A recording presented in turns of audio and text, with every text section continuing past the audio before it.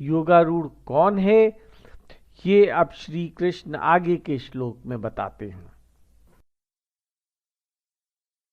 कारण कि जिस समय न इंद्रियों के भोगों में तथा न कर्मों में ही आसक्त होता है, उस समय वह संपूर्ण संकल्पों का त्यागी मनुष्य योगारूढ़ कहा जाता है। योगारूढ़ की पहचान क्या है, इसके लिए इस श्लोक में 3 बातें बताई हैं।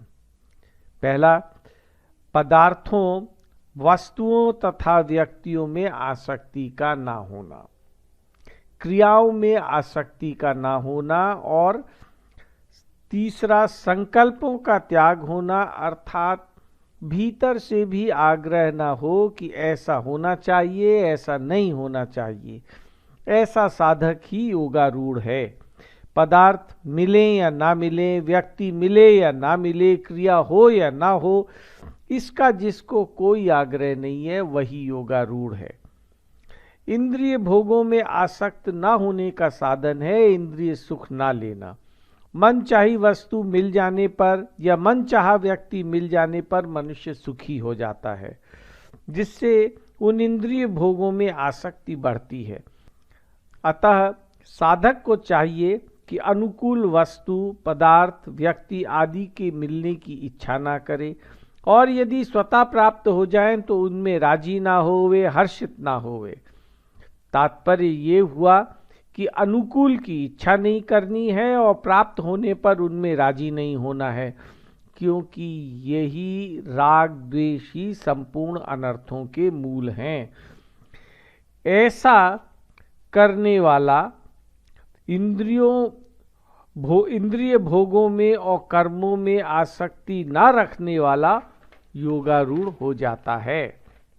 जैसे इंद्रिय भोगों में आसक्ति नहीं होनी चाहिए, ऐसे ही कर्मों में भी आसक्ति नहीं होनी चाहिए। कारण कि कर्म करने में भी एक राग होता है। साधक को चाहिए कि कर्म तो करे सावधानी और तत्परता से, परंतु उनमें आसक्त ना होकर सावधानी पूर्वक निर्लिप्त रहे। इनसे प्राप्त सुख दुख तो आने जाने वाले हैं, इनसे हमें क्या फर्क पड़ता है। कर्मों में आसक्ति होने की पहचान क्या है? कर्मों की पूर्ति या आपूर्ति में या उससे मिलने वाले फलों में यदि मनुष्य के मन में हर्ष, शोक आदि विकार होते हैं तो समझना चाहिए कि कर्मों में और कर्म फलों में अभी हमारी आसक्ति है। मन में होने वाली उस स्फुरना यदि संकल्प का रूप न धारण करे तो वो स्वतः ही मिट जाती है। स्फुरना स्वयं हानिकारक नहीं है, पतन करने वाली नहीं है, परंतु उससे समय तो नष्ट होता ही है। अतः स्फुरना भी त्याज्य है, पर संकल्पों का त्याग तो साधक के लिए आवश्यक ही है। अब श्री कृष्ण मनुष्य मात्र को अपना उद्धार करने की प्रेरणा देते हुए कहते हैं, अपने द्वारा अपना उद्धार करे, अपना पतन न करे, क्योंकि आप ही अपना मित्र है और आप ही अपना शत्रु है। शरीर, मन, बुद्धि, इंद्रियां प्रकृति में हैं। यदि हम स्वयं जो भगवान के अंश हैं अपने आप को उठाने में प्रकृति में स्थित वस्तुओं की सहायता लेंगे तो फिर जड़ता का त्याग कैसे होगा? क्योंकि उनकी सहायता लेना उनसे संबंध मानना है और उनसे संबंध करना बंधन कारक है। अपना उद्धार तो परमात्मा की प्राप्ति में है और उसके लिए शरीर, मन, बुद्धि और इंद्रियों की कतई आवश्यकता नहीं है। असत से सत की प्राप्ति नहीं हो सकती, असत के त्याग से ही सत की प्राप्ति हो सकती है। अब शंका होती है, ईश्वर, संत, महात्मा और गुरु से भी तो मनुष्यों का उद्धार होता है, फिर यहाँ अपने से अपना उद्धार करे ऐसा क्यों कहा है?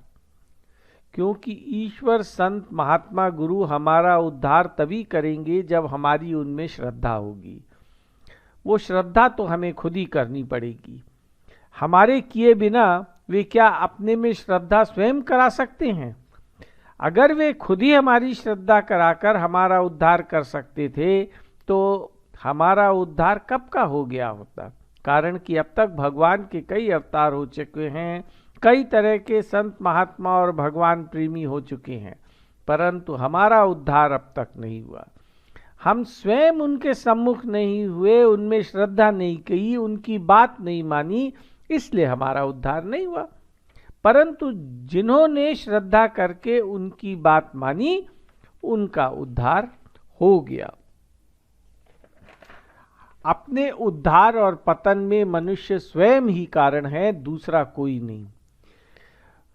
मनुष्य शरीर के साथ भगवान ने हमारे कल्याण की पूरी सामग्री भी दे दी है, इसलिए अपने कल्याण के लिए दूसरे की जरूरत नहीं है, और हमारा पतन भी दूसरा कोई नहीं करता है।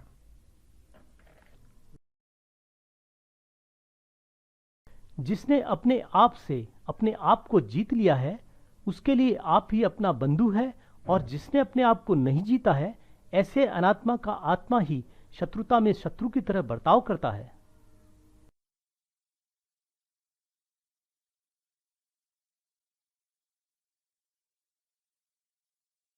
संसार में दूसरों की सहायता लेना ही स्वयं को पराजित करना है। जैसे कोई अस्त्र शस्त्रों से किसी को जब पराजित करता है, तो वो उसको पराजित करने में अपने आप को अकेले पर्याप्त नहीं मानता है, अपने अकेले को पर्याप्त नहीं मानता है, अपितु अस्त्र शस्त्र को आवश्यक मानता है और स्वयं अस्त्र शस्त्र से पराजित होता है। किंतु जो अपने लिए दूसरों की किंचन मात्र भी आवश्यकता नहीं समझता, वही अपने आप से अपने आप पर विजय पाता है, और वही स्वयं अपना बंधु है। मानव शरीर जो मात्र भगवान की प्राप्ति के लिए मिला है, इस उद्देश्य को भूलकर मनुष्य मरने के बाद भी अपना नाम रूप कायम रहे, इस बात को महत्व देता रहता है। इस प्रकार जानबूझकर जड़ता से संबंध जोड़कर वो जड़ता को महत्व देता है और अपने साथ महान शत्रुता का बर्ताव करता है। जो नुकसान शत्रु करता है, उससे ज्यादा नुकसान हम स्वयं अपने आप से अपना करते हैं। इस नाशवान शरीर को मैं मेरा मानकर